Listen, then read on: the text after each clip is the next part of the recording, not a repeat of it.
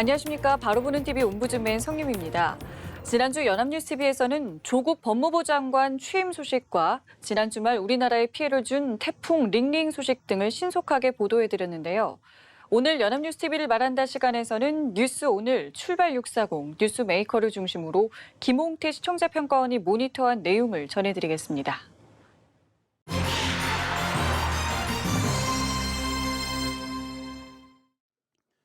연합뉴스TV는 지난주에 10대들 사이에서 간단한 클릭만으로 돈을 벌 수 있는 댓글 알바가 인기를 끌어 범죄에 이용될 우려가 높다는 소식과 송파 세무녀 사건 등 관련하여 정부가 신청하기 전에 받을 수 있는 복지제도를 알려주는 제도를 도입한다는 것을 보도하였습니다. 9월 6일 뉴스 오늘에서는 전남에서 10대 알바들을 고용해 고수익 홍보 사기를 벌인 일당이 검거되면서 청소년들까지 쉽게 유혹에 빠지는 댓글 범죄에 관한 소식을 전했습니다. 해당 뉴스에서는 최근 10대들 사이에서 간단한 클릭만으로 돈을 벌 수 있는 댓글 알바가 인기를 끌어 범죄에 이용될 우려가 높다는 지적인데요. 기자는 인터넷에서 쉽게 검색해 찾을 수 있는 댓글 알바는 일반 알바 사이트에서 구직 사이트에 이르기까지 광고글이 널려 있고 수익도 하루 수십만 원 수준이라고 호기심을 자극한다고 전했습니다. 알바 방법은 유리한 댓글을 반복적으로 다는 것 외에 단순 추천 등 누르기까지 다양하며 문제는 어렵지 않다 보니 10대들의 문의가 쇄도하고 있다는 점입니다. 실제로 지난 3월 전남에서 10대 알바들을 고용해 고수익 재테크 투자 홍보 사기를 벌인 일당이 검거되기도 했는데요. 청소년들까지 쉽게 유혹에 빠지는 이런 댓글 범죄는 해마다 수백 건씩 발생하고 있습니다. 2015년 700건 수준이던 기타 정보통신망 침해형 범죄가 정치권 등에서 잇따른 댓글 조작 사건 여파로 주춤하다 지난해부터 다시 증가하는 추세인데요. 특히 10대들의 경우 댓글 알바를 보고 연락했다가 보이스피싱 인출책 같은 범죄에 연루돼 쇠고랑을 차는 경우까지 발생하고 있다고 합니다. 온라인 댓글의 영향력이 점점 높아지는 가운데 10대 사이에서도 댓글 조작이 무분별하게 이루어지고 있는 만큼 이를 관리할 방안이 마련돼야 한다는 지적이 높다고 전했습니다.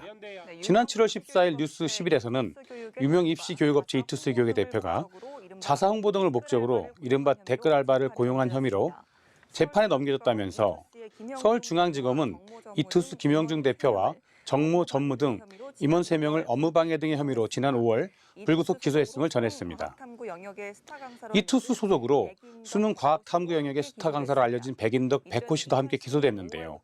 이들은 2012년 5월부터 5년 가까이 바이럴 마케팅 업체 지사와 10억 원대 계약을 맺고 자사 강사를 홍보하고 경쟁 입시업체 강사를 비난하는 게시글, 댓글 20만여 건을 달도록 한 혐의를 받았습니다. 위 보도들에서 보듯이 10대들 사이에서 댓글 알바가 인기를 끌어 범죄에 이용될 우려가 높다는 지적과 유명 입시교육업체 대표가 자사 홍보 등을 목적으로 이른바 댓글 알바를 고용한 혐의로 재판에 넘겨진 것을 전했습니다. 실제 소비자들의 상품 구매가 온라인을 통해 이루어지는 비율이 매우 높아진 상황에서 구매하고자 하는 상품이 어떠한지를 알아보는 첫 번째 방법은 댓글 검토인데요. 컴퓨터와 온라인 활용에 능숙한 10대를 이용하는 것이 범죄 행위에 청소년들을 끌어들이는 행위일 수 있어 문제입니다. 실제 허위 과장된 내용을 댓글로 달게 함으로써 범죄 행위에 청소년을 끌어들인다면 이러한 행위는 일반 범죄보다 무거운 책임을 지는 것이 마땅해 보이며 이러한 행위의 피해는 결국 소비자에게 전가되는데요. 이러한 내용에 대한 부가적 언급이 있었으면 좋았을 것입니다. 지난 9월 5일 뉴스메이커에서는 복지제도를 개선하기 위하여 상담 창구도 단일화하고 각 가구가 처한 여건을 담은 복지 멤버십을 계획보다 1년 앞당겨 내후년 도입하기로 했다는 소식을 전했습니다.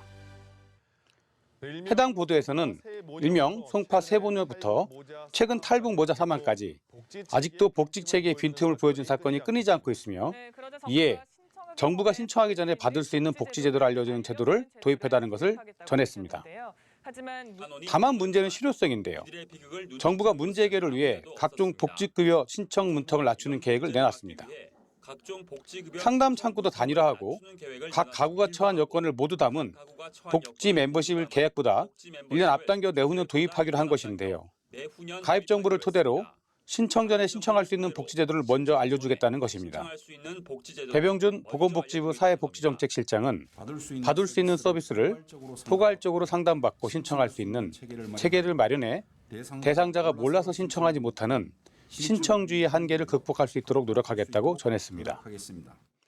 위기가구 기준도 현재 건강보험료 6개월 체납에서 3개월 체납으로 낮추고 통신비가 일정 기간 밀려도 이상 징후로 판단하며 이상 징후가 나타나면 지방자치단체에 알려 위기가구를 직접 조사하게 하는 겁니다. 하지만 이런 제도도 실효성이 있으려면 인력 문제부터 해결해야 한다는 지적이 나옵니다. 현재 복지공무원 1명이 받은 대상은 평균 551명. 탈북 모자 사건 역시 공무원들의 과중한 업무 탓에 발생한 것으로 드러난 실정입니다. 정부는 2022년까지 복지공무원 등을 1만 5천 명 충원할 방침인데 이대로 돼도 한 명이 350명을 담당해야 합니다. 지난 2일 뉴스 현장에서는 정부는 탈북 모자 사망 사건과 관련해 관계부처회의를 열고 탈북민 정착 지원 개선 문제를 논의했습니다. 회의를 주재한 서호 통일부 차관은 이번 사건은 복합적인 요건으로 발생했다며 모든 부처가 책임의식을 갖고 사각지대 해소 방안을 모색해야 한다고 강조했습니다. 앞서 지난 7월 서울 관악구의 한 임대아파트에서 탈북 모자가 숨진 채 발견돼 탈북민 복지 사각지대 문제가 제기된 바 있습니다. 해당 보도들은 송파 세모녀부터 탈북 모자 사망까지 복지체계의 틈을 보여주는 사건이 연속하에 발생하자 각종 복지급여 신청 문턱을 낮추는 계획을 내놓은 것을 보도했는데요. 현재 복지공무원으로는 인력이 많이 부족한 것이 현실임을 전했습니다. 하지만 실제 인력을 충원하는 문제는 바로 복지를 위한 재정, 즉 세원 확보가 문제인데요. 복지 멤버십을 앞당겨 도입하는 것과 관련하여 재정이 어느 정도나 더 필요한지 등에 대하여 짚어주었다면 좋았을 것입니다. 요즘 시청자들은 복지 혜택과 함께 재정 확보에 나름 관심이 많아 보입니다. 9월 3일 출발 640에서는 경찰이 심의를 통해 고유정 신상 공개를 결정했지만 정작 고유정이 머리카락으로 얼굴을 가려 논란이 일은 것과 관련하여 이에 경찰청이 미국처럼 아예 피의자 사진을 찍어 공개하는 머그샷 제도를 추진 중인 것으로 보도했습니다. 이 보도는 경찰이 심의를 통해 고유정 신상 공개를 결정했지만 정작 고유정이 머리카락으로 얼굴을 가려 논란이 일은 것과 관련하여 이에 경찰청이 미국처럼 아예 피의자 사진을 찍어 공개하는 머그샷 제도를 추진 중인 것을 보도했습니다. 신상 공개 결정 이후 처음으로 모습을 드러낸 고유정은 머리카락을 늘어뜨린 채 고개를 푹 숙여 얼굴을 가렸는데요. 경찰도 이런 상황에선 얼굴을 강제로 공개할 근거가 없습니다. 경찰 수사 공보 규칙에 따르면 경찰은 얼굴을 드러내 보이기 위한 적극적 조치를 해서는 안 된다고 명시되어 있고 신상 공개제에 관한 실효성 논란이 불거지자 경찰청은 아예 피의자 사진을 공개하는 방안을 검토하고 있습니다. 미국에서처럼 피의자가 번호판을 들고 있는 장면을 촬영한 이른바 머그샷 제도를 도입하겠다는 것인데요. 경찰은 법무부의 머그샷 제도 도입이 현행법에 어긋나지 않는 건지 질의서를 보낸 상태입니다. 특정강력범죄법상 피의자의 신상을 공개할 수 있다라는 조항을 피의자 얼굴을 사진 촬영해 공개하는 것이 가능하다고 해석해도 되는 것인지에 대한 유권 해석을 의뢰한 것입니다. 경찰청은 법무부의 답변과 자체 논의 결과를 토대로 머그샷 도입을 결정한 방침임도 정했습니다. 미국 영화에서 가끔 보이는 장면인 피의자가 번호판을 들고 있는 장면을 촬영한 사진, 이른바 머그샷 제도의 도입이 논의되고 있는데요. 신상 공개 결정이 이루어졌으나 고개를 숙이고 머리카락으로 얼굴을 가린 고유정이 그 직접적인 원인일 수 있습니다. 특히 피의자의 신상을 공개할 수 있다라는 조항을 피의자 얼굴을 사진 촬영해 공개하는 것이 가능하다라고 해석 가능한지 여부를 문제 삼고 있습니다. 하지만 피의자 신상 공개 결정 제도가 범죄자임이 확정되지 않은 상황에서 이루어져 인권 침해 논의가 있기에 더 나아가 얼굴 촬영이 가능한 머그샷 제도는 조심스러운 면이 있습니다. 피의자 신상 공개 과정 또한 엄격한 요건 아래 가능하며 이에 대한 절차 등에 대한 개선 논의가 계속되고 있는데요. 머그샷 제도의 도입이 가져올 실효성과 함께 피의자 인권에 대한 논의를 짚었으면 더 좋았을 것입니다. 9월 5일 뉴스투나잇에서는 적자로 돌아선 대형마트들이 추석 대목에 의무 휴업일이 겹치자 이를 바꿔달라고 요구하고 있음을 전했는데요. 고객들이 온라인으로 대거 이탈한 형편에 대목까지 놓치면 힘들다는 것입니다. 이렇게 온라인이 대세인데 대형마트가 쉰다고 골목 상권이 살아날지 의문도 고개를 들고 있습니다. 이동훈 기자입니다. 이 마트 등 3대 대형 마트의 전국 매장은 모두 406곳, 3분의 2가 넘는 280곳의 이달 첫 의무 휴업일은 추석 연휴 직전 일요일인 8일이나 추석 전날인 12일입니다. 대형 마트에서 추석상을 준비하는 소비자들은 불편할 것 같다고 말합니다. 급한 대로 일부 점포들이 휴무일을 추석 당일로 바꾸기로 하고 지방자치단체들의 허가를 받았지만 대형마트들은 다급합니다. 유통시장의 중심이 대형마트에서 온라인으로 급격하게 이동하고 있는데 추석 대목까지 놓칠 형편이기 때문입니다. 온라인 쇼핑몰 매출이 70조 원으로 16조 원이라 불어난 최근 3년간 대형마트가 포함된 대형 종합소매업은 63조 원에서 200억가량 줄었고 주요 대형마트 중 적자로 돌아선 곳도 생겼습니다. 전문가들은 스마트폰으로 24시간 장을 보고 새벽 배송까지 등장한 시대에 대형마트만의 의무 휴업이 더 이상 중소상인 보호에 맞지 않다고 지적합니다. 대형마트 외에 온라인 쇼핑몰, 복합 쇼핑몰, 중형 식자재 마트까지 등장한 만큼 골목상권 보호 정책도 다시 논의되어야 한다는 점을 전했습니다. 주요 대형마트들 몇 곳은 적자가 발생했는데요. 아무래도 온라인을 통한 구매 때문이라고 분석합니다. 특히 이번 추석 연휴를 앞두고는 휴무를 해야 하는 상황이 소비자에게도 불편함을 줄 수 있다는 점이 부각되기도 했습니다. 실제 방송 내용처럼 온라인의 구매량은 엄청난데요. 대형마트의 요구가 휴무제의 개선을 통해 어느 정도나 개선될 수 있는지 조금은 살폈으면 좋았을 것입니다. 그리고 전통시장의 활성화라는 취지가 대형마트의 의무 휴무제를 통해 얼마나 개선 효과가 있었는지도 역시 검토가 필요한 부분이었습니다. 며칠 전에는 우리나라 최대 명절인 한가위였는데요.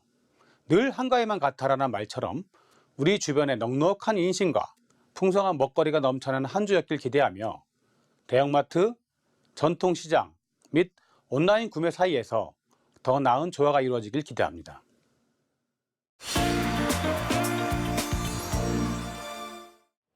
이번 순서는 주말에 방영되는 제작 프로그램을 대학생의 시선으로 분석하고 평가한 내용을 들어보는 캠퍼스 TV 리포트 시간입니다. 이번 주는 경희대학교 호텔경영학과의 홍지선 학생 나와 있습니다. 안녕하세요. 안녕하세요. 자, 지난주에 어떤 프로그램 모니터하셨나요? 네, 저는 매주 토요일 저녁 7시 40분에 방영되는 미니 다큐 아름다운 사람들을 모니터했습니다. 지난주 방송에서는 떴다 우리 동네 봉사왕이라는 제목으로 동네에 없어서는 안 될 자원봉사자들의 사연을 다뤘는데요. 그럼 자세한 모니터 내용 지금부터 전해드리겠습니다.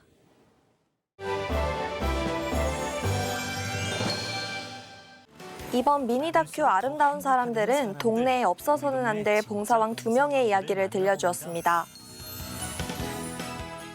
첫 번째 사연은 충북 옥천군의 한 마을에서 시작되었는데요. 5일에 한 번 열리는 장에서 상인들을 도와주며 굳은 일에도 솔선수범인 이기태 씨의 모습이 소개되었습니다. 달려가 팔을 걷어붙이고 도와주기도 합니다.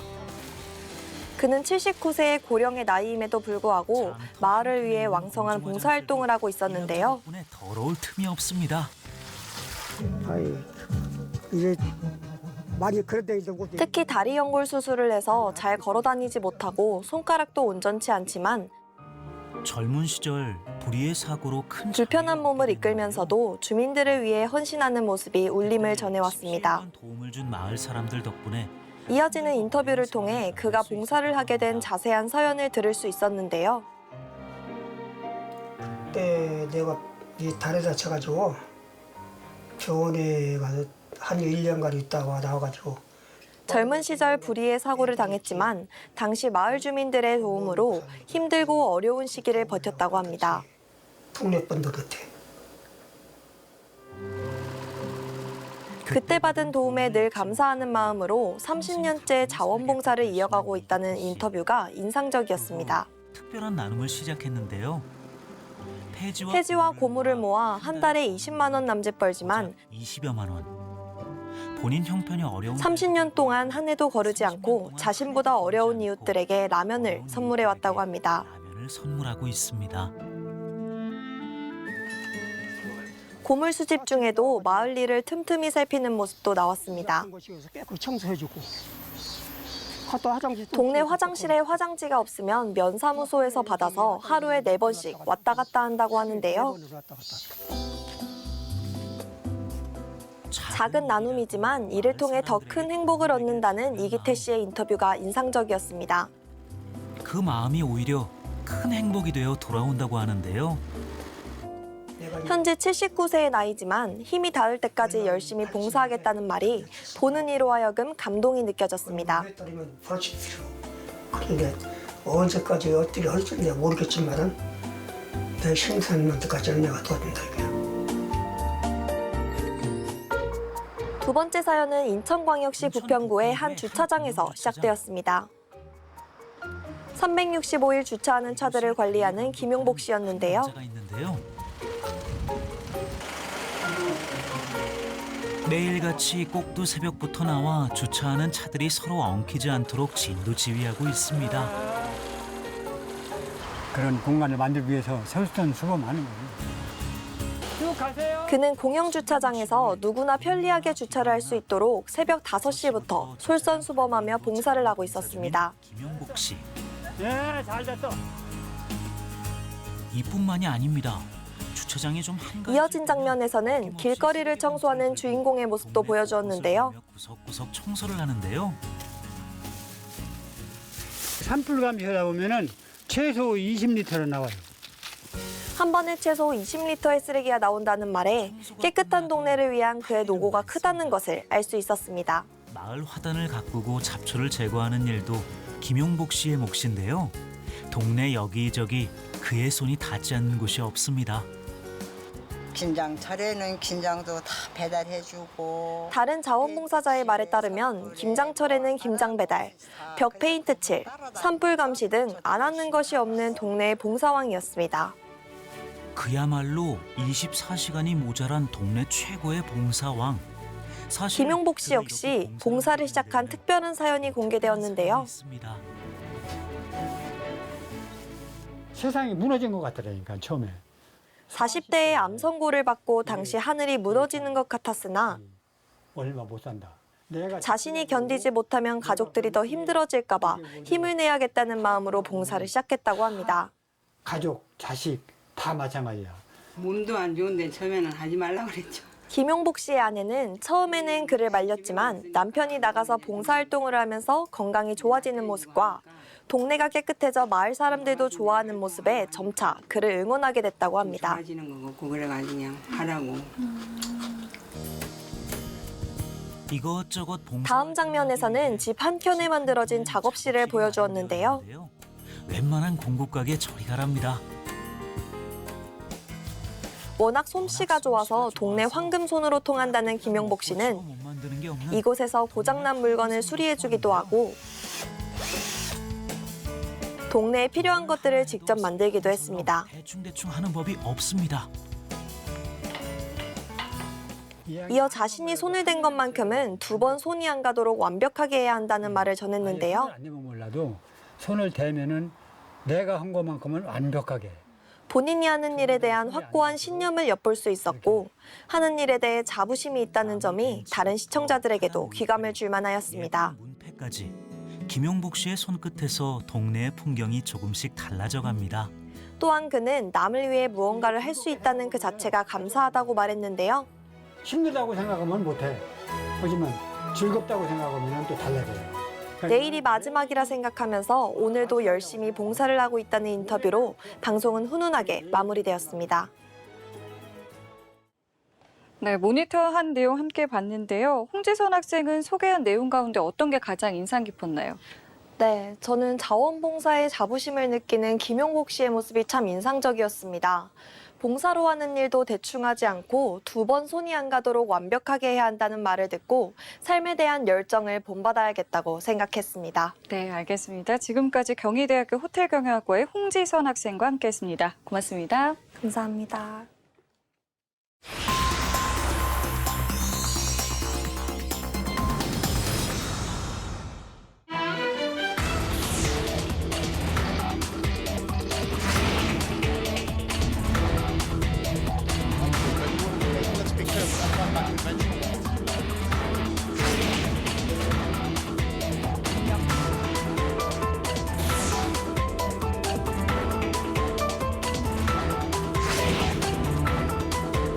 자유롭고 공정한 무역체제가 흔들리고 정치적 목적의 무역 보복이 일어나는 시기에 우리 경제는 우리 스스로 지킬 수밖에 없습니다.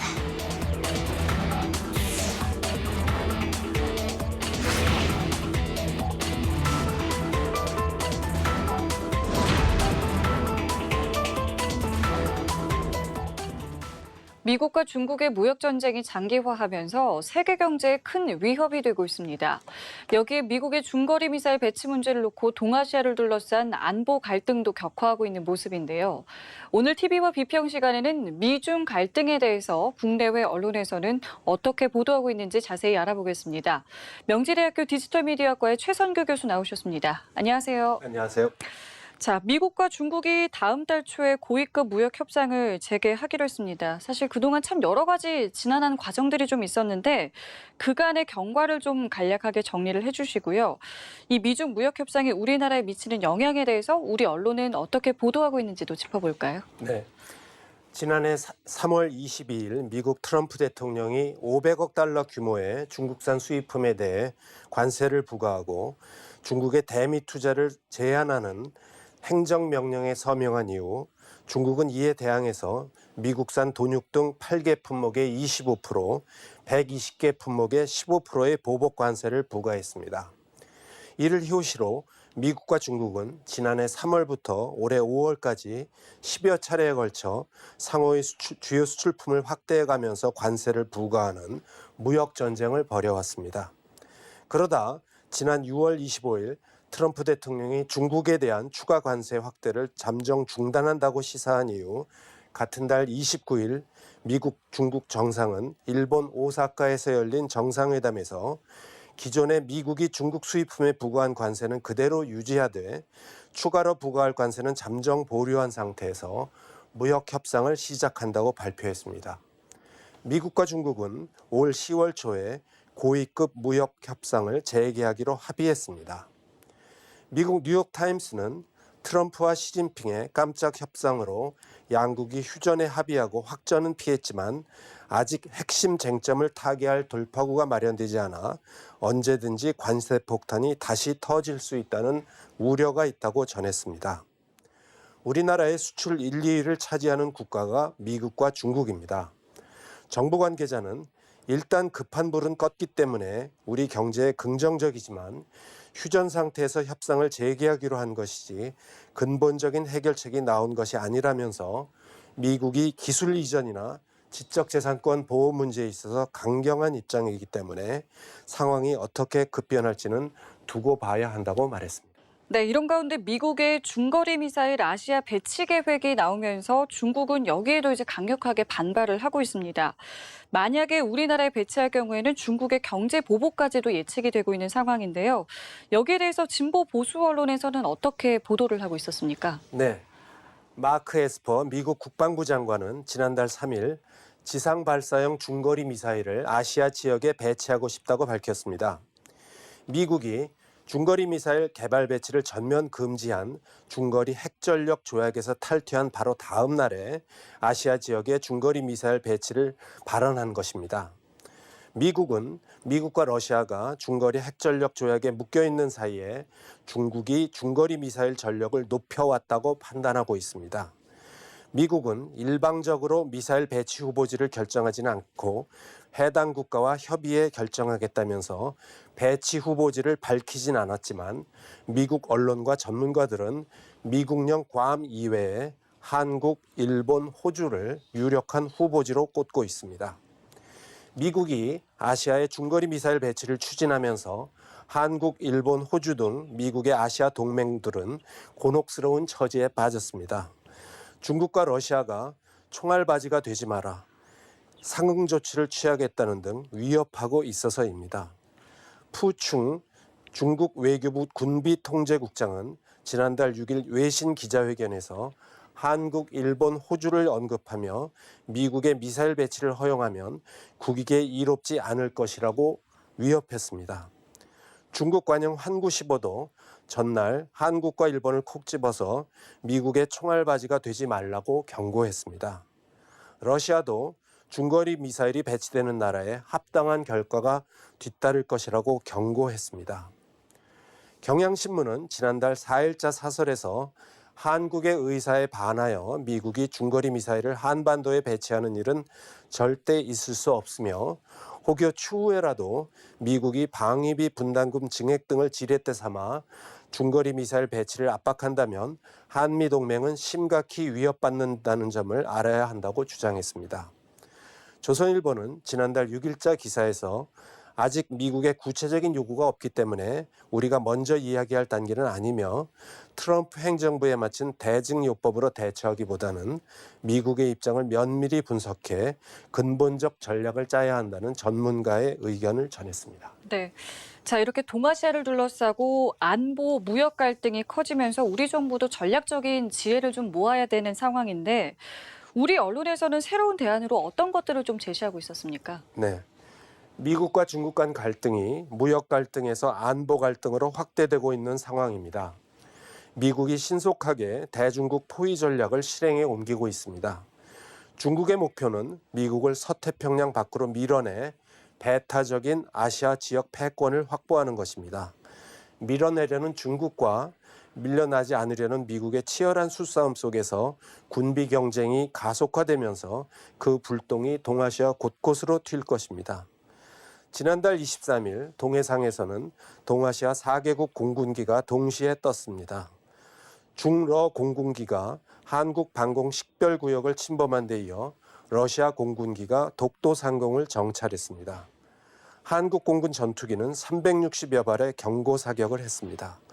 일본 자유대 전투기도 발진했습니다.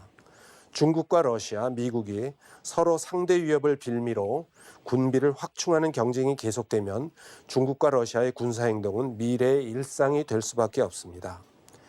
북핵 문제와 일본과의 갈등 등 현안들이 중첩된 상황인 우리나라로서는 촉각을 곤두세우지 않을 수 없습니다.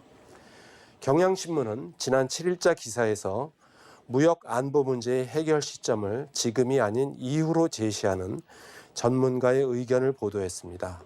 한일 갈등에 대해서는 아베 이후에나 동아시아 안보 불안은 트럼프 이후에나 해결에 착수할 수 있을 것으로 내다봤습니다. 중앙일보는 지난달 29일자 기사에서 평택 미군 기지는 중국을 겨냥한 중거리 미사일 배치의 최적 후보지 중 하나로 꼽히는데 미국이 배치를 요구해올 경우 우리 입장에선 북미 간 비핵화 협상과 연결지어 생각할 수밖에 없다고 말했습니다. 비핵화 협상이 진행되는 동안은 미국의 요구를 수용하기 어렵지만 비핵화 협상이 결국 실패로 끝나 북한의 핵 위협이 실제화되는 상황이 되면 핵 공유를 조건으로 미국의 요구를 수용하는 방법도 있다면서 이 경우 중국도 무조건 반대하기는 어려울 것이라고 주장했습니다. 네, 저희가 오늘 짚어본 것처럼 경제라던가 안보 등의 다양한 요인으로 인해서 전 세계 환경 또 국제 질서에 큰 변화가 일어나고 있는데요. 이럴 때 우리 언론은 어떤 역할을 해야 되는지 바람직한 보도 태도와 방향에 대해서도 짚어주실까요? 네, 미중 갈등이 무역을 넘어 군사 분야까지 확대되는 가운데 미국은 아시아 동맹국의 땅에 지대지 미사일을 배치하고 싶다는 뜻을 공개적으로 밝혔습니다. 초강대국 미국은 중국 앞마당에 미사일을 배치해서라도 중국을 손보려 하고 있고 이를 최대 위협으로 느낀 중국은 결사항전을 외치며 맞서고 있습니다. 미중 간 미사일 대전이 본격화되면 미국 편이냐 중국 편이냐는 압박도 더욱 거세지고 노골화될 것입니다. 지소미아를 둘러싼 미국과의 갈등으로 한국은 벌써 그 한복판에 들어서 있는지도 모릅니다. 이럴 때일수록 언론은 미국과 중국의 무역 갈등과 미사일 배치에 대해 보다 객관적인 입장에서 정확한 보도를 해야 할 것입니다. 네, 알겠습니다. 지금까지 명지대학교 디지털 미디어학과의 최선규 교수와 함께했습니다. 오늘 말씀 고맙습니다. 네. 옴부즈맨 제작진은 시청자 여러분의 다양하고 소중한 의견들을 기다립니다. 방송을 보고 느낀 소감을 연합뉴스TV 홈페이지 시청자 게시판이나 SNS로 보내주시기 바랍니다. 저희는 다음 주에 다시 찾아뵙겠습니다. 시청자 여러분 고맙습니다.